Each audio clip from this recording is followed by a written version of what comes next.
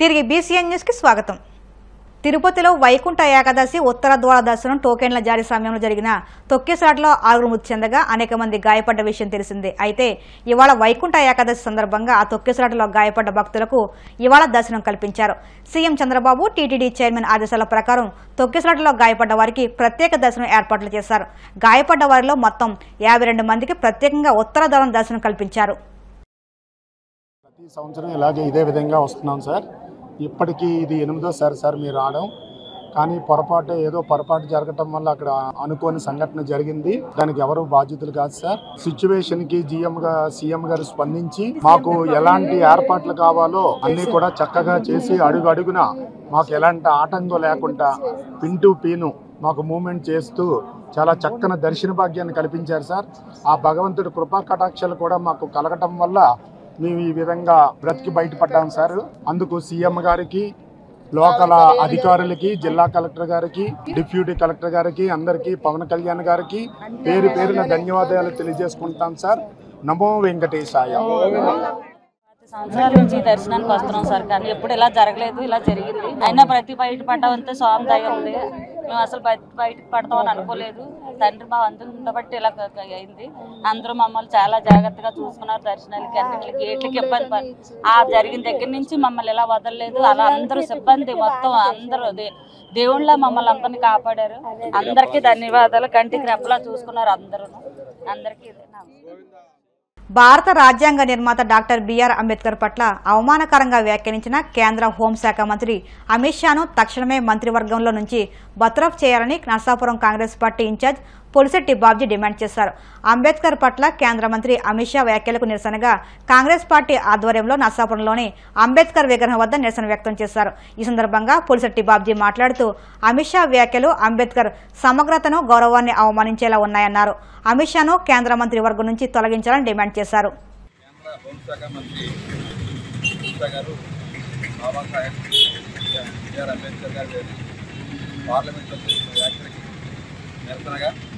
ఆయన్ని మంత్రివర్గం తొలగించాలని రాష్ట్రపతి గారికి వినతిపత్రం మాకు ఆ వినతిపత్రం కాపీని ఈ రోజున అంబేద్కర్ గారికి కూడా ఇవ్వడం జరిగింది.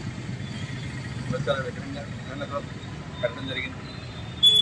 ఈ విషయమై రాష్ట్రపతి గారు వెంటనే స్పందించి అమిత్ షా గారిని వెంటనే మంత్రివర్గం తొలగించి ఆయన చేత అంబేద్కర్ గారికి అలాగే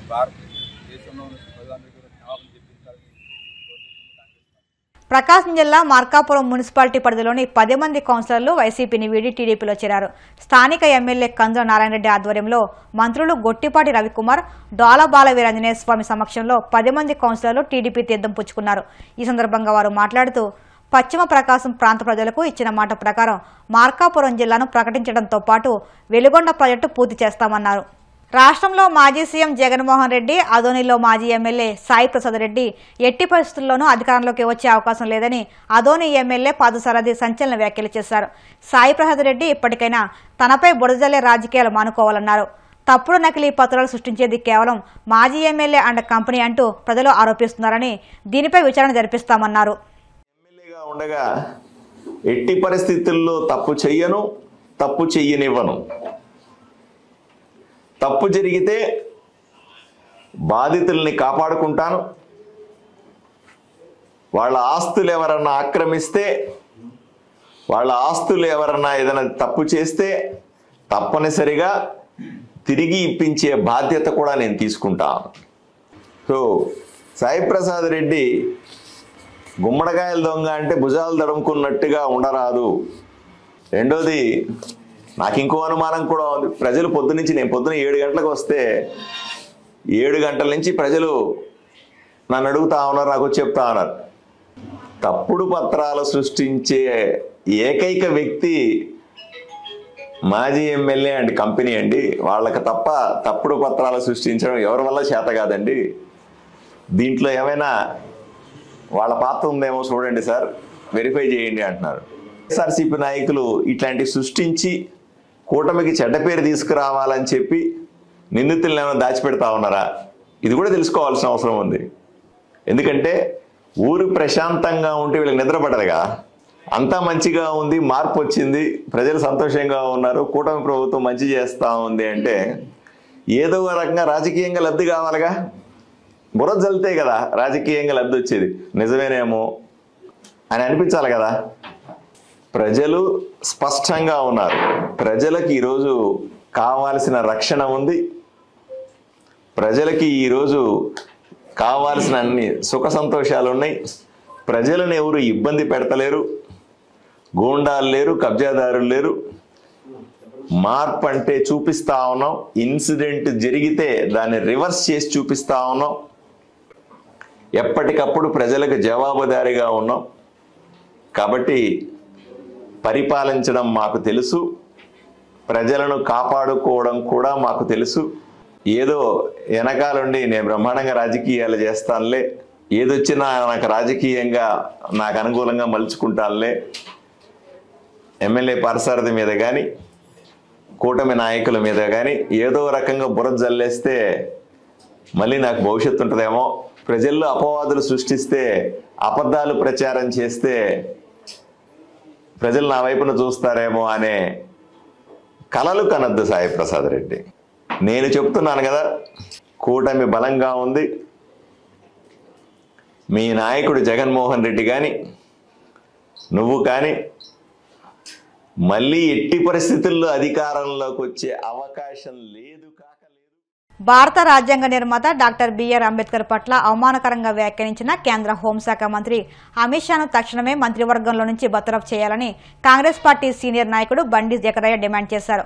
అంబేద్కర్ పట్ల కేంద్ర మంత్రి అమిత్ షా వ్యాఖ్యలకు నిరసనగా కాంగ్రెస్ పార్టీ ఆధ్వర్యంలో పార్టీ నేతలు కడపలోని ఆర్టీసీ బస్టాండ్ వద్ద గల అంబేద్కర్ విగ్రహం వద్ద నిరసన వ్యక్తం చేశారు. ఈ సందర్భంగా జకరయ్య మాట్లాడుతూ భారతదేశానికి దిశానిర్దేశం చేస్తూ మహోన్నతమైన రాజ్యాంగం రచించిన వ్యక్తి అంబేద్కర్ అని కొనియాడారు. ఆయన రాజ్యాంగం కారణంగా నేడు అమిత్ షా ఎన్నికల్లో గెలుపొంది హోంమంత్రిగా పదవిలో కొనసాగుతున్నారన్నారు. అటువంటి మహోన్నత వ్యక్తిని ఉద్దేశించి చట్టసభలో అమిత్ షా చేసిన వ్యాఖ్యలు దారుణమన్నారు.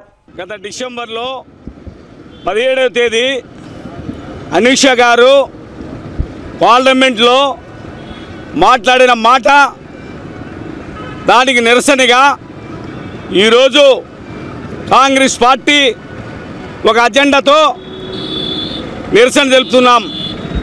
జై బాబుజీ, జై భీమ్, జై సమిత, ఈ విధంగా పెట్టి మేము చేస్తున్నాము. అయితే అమిత్ షా గారు ఆ రోజు 17వ తేదీ పార్లమెంటులో నిండు సభలో అంబేద్కర్ అని అంటే ఆ టైంలో అయినా అంబేద్కర్ ఏంది, అంబేద్కర్ని ఏమంటారు మీరు? ఒక రామునో లేదంటే ఒక ఈశ్వరునో అనండి, మీకు పుణ్యమనే వచ్చింది అని అంబేద్కర్ను అవమానపరచడము బాధాకరము. ఆయన రాజ్యాంగ నిర్మాత, రాజ్యాంగం మీద నడిచినాడు, రాశాడు. రాజ్యాంగము పైన ఆయన ఈరోజు హోంశాఖ మినిస్టర్గా ఉన్నాడంటే ఆ రాజ్యాంగం రాసిన దాని వల్లనే నువ్వు పార్లమెంట్లో నిలబడ్డావు, ఓటుతో గెలిచావు, అక్కడికి పోయావు. మరి అటువంటి నిర్మాణము స్థాపించిన అంబేద్కర్ గారిని అవమానపరచడము ఎంత దారుణము, ఎంత అన్యాయము. అందుకు కాబట్టి వెంటనే ఆయన రాజీనామా చేయాలి అమిత్ షా గారు, లేదంటే మంత్రి పదవి సస్పెండ్ చేయాలి, బర్తరఫ్ చేయాలి ప్రధాని గారు. లేదంటే కాంగ్రెస్ పార్టీ ఇంతటితో ఆగదు, ఆయన్ను సస్పెండ్ చేసేంత వరకు కాంగ్రెస్ పార్టీ ఉద్యమిస్తూనే ఉంటుంది. వార్తలు ముగించే ముందు ముఖ్యాంశాలు మరొక్కసారి. తిరుపతి తొక్కిసలాట ఘటనపై రాష్ట్ర ప్రభుత్వం తరపున క్షమాపణలు చెప్పిన డిప్యూటీ సీఎం పవన్. ఆసుపత్రిలో చికిత్స పొందుతున్న బాధితులకు పరామర్శ.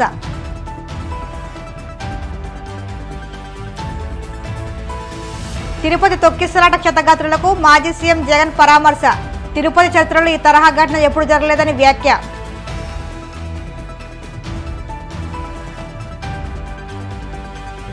పదవి లేనప్పుడే జగన్ కు జనం కనిపిస్తున్నారు. తిరుపతి తొక్కిసలాట వెనుక కుట్రకోణం ఉందని అనుమానం వ్యక్తం చేసిన టీడీపీ ప్రధాన కార్యదర్శి వర్ల రామయ్య.